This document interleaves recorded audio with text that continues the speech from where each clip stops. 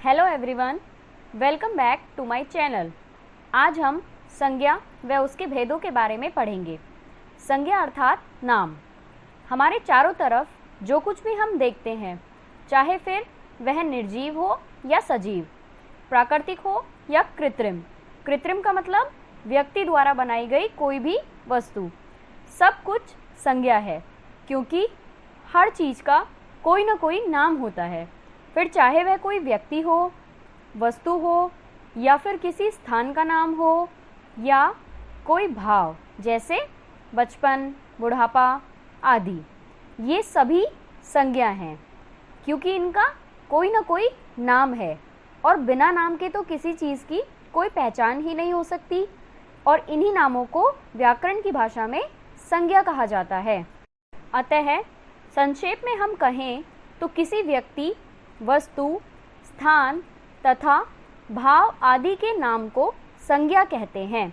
जैसे अमित कोई व्यक्ति हो गए, दरवाज़ा कोई वस्तु हो गई, दिल्ली एक जगह हो गई और मोटापा एक भाव हो गया।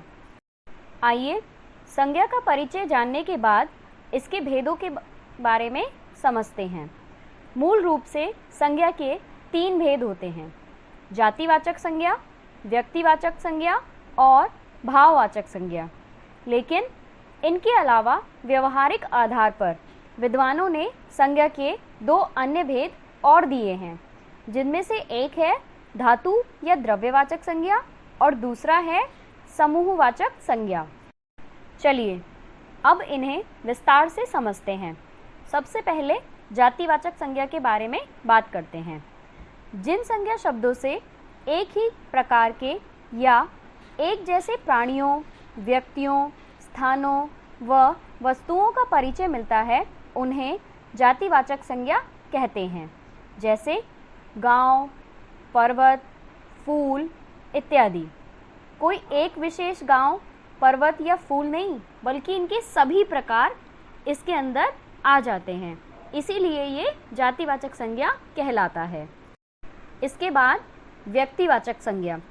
किसी विशेष व्यक्ति, वस्तु, स्थान का बोध कराने वाले शब्द व्यक्तिवाचक संज्ञा कहलाते हैं। व्यक्तिवाचक संज्ञा जो होती है, जातिवाचक संज्ञा की एकदम विपरीत होती है।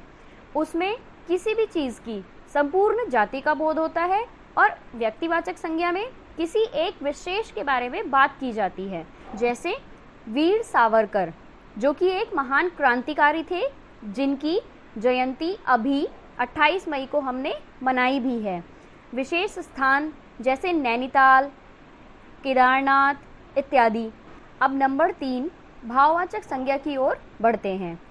जो संज्ञा शब्द किसी व्यक्ति, वस्तु के गुण, दोष, भाव, दशा या स्वभाव आदि का बोध कराते हैं, भाववाचक संज्ञा कहलाते हैं। जैसे वीरता, ईमानदारी, सुख दुख आदि।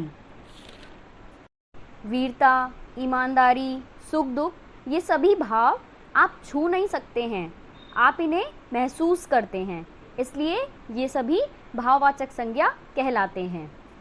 नेक्स्ट, धातु या द्रव्यवाचक संज्ञा।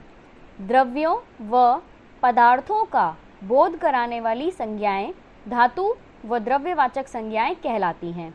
जैसा कि इसके नाम से ही पता चल रहा है, ये सभी धातुओं का बोध कराती हैं। जिन पदार्थों से तरह तरह की चीज़ें बनाई जाती हैं, वे सभी धातु व द्रव्यवाचक संज्ञाएं के अंतर्गत आती हैं। जैसे लोहा, चांदी, सोना, इन सभी चीज़ों को पिघला करके, कच्चे धातु को पिघला करके नए रूप में परिवर्तित करके चीज़ें बनाई जाती हैं। अतः ये सभी धातु या द्रव्यवाचक संज्ञाएं कहलाती हैं। और आपका अंतिम भेद है समूहवाचक संज्ञा।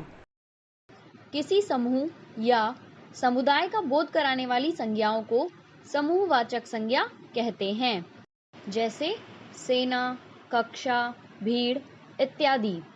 अर्थात जब तरह तरह के लोग एक ही जगह पर किसी एक ही काम के लिए इकट्ठे होते हैं, तो उन्हें एक अलग नाम से संबोधित किया जाता है, जो कि समूहवाचक संज्ञा कहलाता है।